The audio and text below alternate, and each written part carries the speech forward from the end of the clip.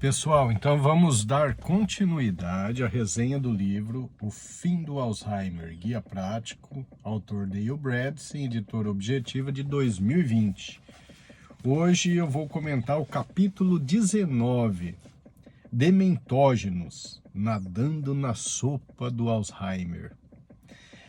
Ele diz então que nunca na história da humanidade nós estivemos tão expostos a tantas toxinas. Isso é uma grande realidade. Nós inalamos ar poluído, comemos peixes contaminados com mercúrio, comemos vegetais borrifados de glifosato, né? O glifosato que é um carcinogênico, é neurotóxico. As nossas casas acumulam mofos e fungos, neurotoxinas.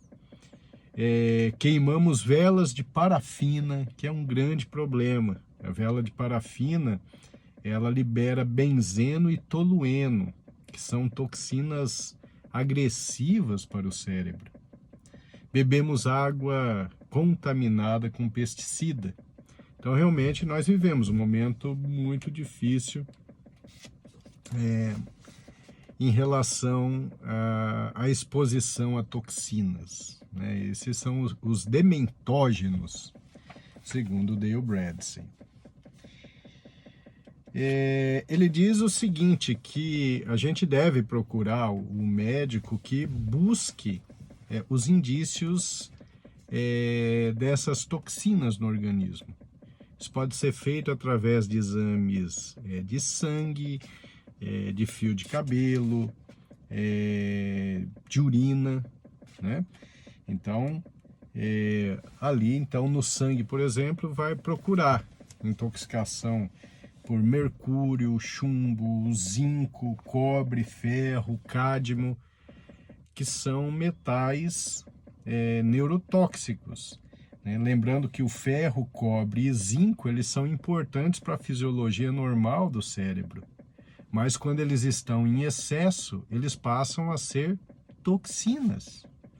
Então isso é muito importante, né? Inclusive desencoraja aquele hábito das pessoas de irem até o balcão de uma farmácia e pedirem um polivitamínico. Então, de repente, ele está fazendo uma ingestão de zinco ou de ferro, mas o organismo já tem isso em quantidades suficientes ou até em excesso. E aí aquele polivitamínico pode causar uma intoxicação, vai fazer com que haja uma toxina agredindo o cérebro. Uma parte do capítulo é dedicada às vítimas do 11 de setembro. Então ele diz que ali tinha uma fumaça extremamente tóxica, né? Combustível de jato, metais dos computadores, mofos e bactérias dos prédios, o amianto e as partículas de vidro do isolamento, as dioxinas do plástico queimado, enfim, eram muitas substâncias ruins, muitas substâncias tóxicas inaladas de uma vez só. Isso equivaleria então ao que o indivíduo normalmente inalaria ao longo de uma vida inteira ou jamais seria exposto àquilo ali. Então ele inalou tudo de uma vez e a mortalidade foi muito alta por doenças pulmonares, né? As manifestações tóxicas para o pulmão foram as mais evidentes no início. Mas 15 anos depois, 12,8% dos membros das equipes tinham desenvolvido declínio cognitivo. Ou seja, aquelas tantas toxinas inaladas acabaram agredindo também o cérebro e acabaram predispondo as pessoas a desenvolverem um declínio cognitivo. E ele diz que a preocupação permanece com o restante da população de Nova York, que acabou inalando essa fumaça tão tóxica em menores quantidades, mas que só com o passar do tempo nós saberemos se ela, mesmo em quantidades menores, produz alterações, inclusive relacionadas à parte cognitiva. Bem, ele fala bastante sobre o glifosato, né, que é a principal substância química do Roundup. Ele é realmente cancerígeno e ele provavelmente é uma neurotoxina poderosa. Bem, e aí ele vai para prevenção e tratamento da exposição a dementógenos. Então é impossível evitá-los por completo. No entanto, a gente pode combinar a minimização da exposição às toxinas e otimizar a desintoxicação. Então, o primeiro passo é minimizar a exposição aos dementógenos. E aí ele dá muitas dicas interessantíssimas. Então, evitar fumar, né, e também evitar ser o fumante passivo. Evitar a poluição do ar na medida do possível. Ele fala que é importante a gente evitar a respiração bucal prolongada. Por quê? Porque quando nós fazemos a respiração nasal, nós temos todo um complexo de estruturas que funciona fazendo uma filtração do ar. Então, respirar pelo nariz é mais seguro. Nós temos ali um filtro natural para reduzir o nível de toxinas que chegam ali no sistema respiratório. Ele sugere que a gente procure mofo em casa e, se tiver, que a gente dê um jeito de eliminar, né? Procurar ficar bastante ao ar livre, contato com a natureza, respirar ar puro. Ele sugere que usemos um bom filtro de água, né? Porque a água que vem da rua normalmente ela tem contaminação. E ele sugere também que algumas frutas, alguns vegetais, a gente use os orgânicos. Ele fala de uma lista feita pela Environmental Working Group. Então é um grupo que classificou os alimentos e eles colocaram lá os 12 mais sujos, que seriam aqueles alimentos que são contaminados mais facilmente por agrotóxicos, e esses nós deveríamos comprar sempre orgânicos, tá certo? E quais são eles? Morango, a maçã, o espinafre, nectarina, uva, pêssego, cereja, aipo, batata, tomate. Então esses são facilmente contamináveis. Por isso que esses são os 12 sujos, né? Eu não falei todos aqui, talvez eu tenha deixado de falar alguns que a gente use menos no Brasil, mas de maneira geral, nós precisamos ter uma noção de que esses 12 nós precisamos realmente comprar orgânico. Por outro lado, eles classificam os 15 limpos, que tem, então, nós teríamos aí uma preocupação menor de exposição a pesticida. E aí, quais são esses 12 limpos que a gente não precisa necessariamente comprar orgânico? Abacate, milho verde, abacaxi, ervilha, cebola, mamão, berinjela, aspargo, kiwi, repolho, couve-flor, melão, brócolis, cogumelos e o melão cantalupo. Então, olha só, é muito interessante esse detalhe, né? Alguns vegetais nós podemos comprar na feira sem exigir que sejam orgânicos, mas o que ele classificou como os 12 sujos, se possível, nós precisamos realmente comprar orgânicos. Ele diz para evitar as toxinas em produtos de beleza, que ele diz que é muito comum a contaminação. Evitar os peixes com elevado teor de mercúrio, né? E aí entra o atum, peixe-espada. Ele coloca aqui o marlin também. Evitar amálgamas dentários que tenham conteúdo de mercúrio.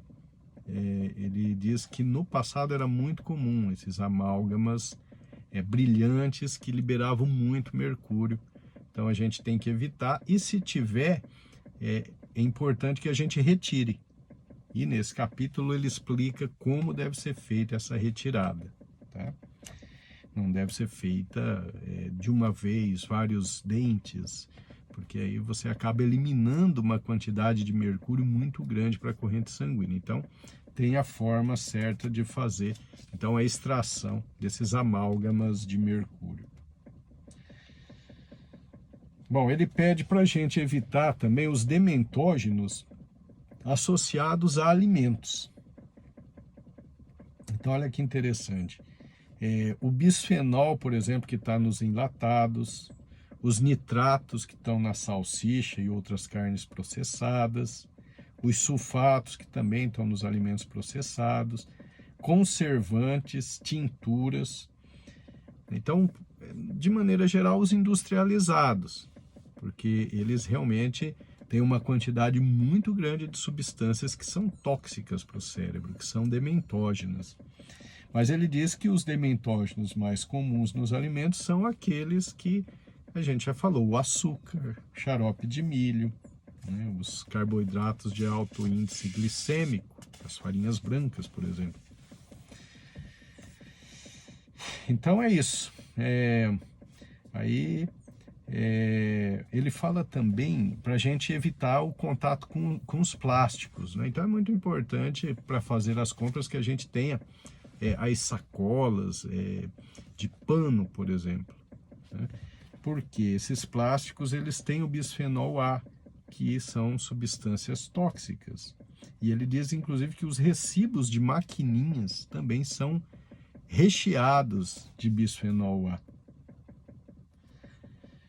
Bom, aí depois o segundo passo é você otimizar a desintoxicação. Então ele dá umas dicas legais aqui. Então beber água de boa qualidade em grande quantidade, ingerir muitas fibras. A ingestão de fibras realmente é formidável, né? Ele sugere que a gente transpire bastante, seja através de exercício físico, seja através de sauna, mas a transpiração ela é muito importante para a eliminação de toxina, né? Procurar momentos ao ar livre, contato com a natureza, melhorar a capacidade do seu intestino, na verdade melhorar a permeabilidade do seu intestino, né? Reduzir essa permeabilidade através do uso de probióticos e prebióticos.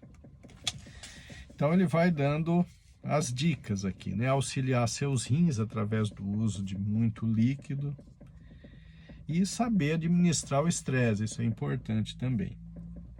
O terceiro passo é o tratamento dirigido aos dementógenos específicos, mas aí realmente fica mais a cargo dos médicos, né? Então, por exemplo, se você tem lá uma contaminação de mercúrio, então tem um tratamento específico, né, com DMSA, ou então se você tiver uma contaminação por chumbo, aí o quelante que se usa é o EDTA. Então isso é algo que o médico vai saber então conduzir. E ele faz uma menção especial a uma classe de dementógenos que ele diz que são os agentes anestésicos. Ele diz que é muito comum, realmente é muito comum ouvir dizer que o declínio cognitivo de um paciente começou depois de um procedimento cirúrgico.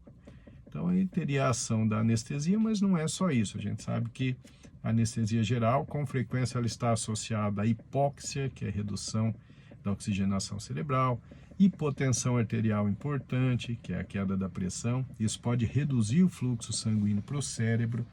Então, se você for ser submetido a uma anestesia geral, precisa conversar muito bem com o seu anestesista para que ele tome cuidado e tente evitar as complicações, né? Utilizar anestésicos com meia-vida mais curta para que ele seja eliminado mais rapidamente do seu organismo.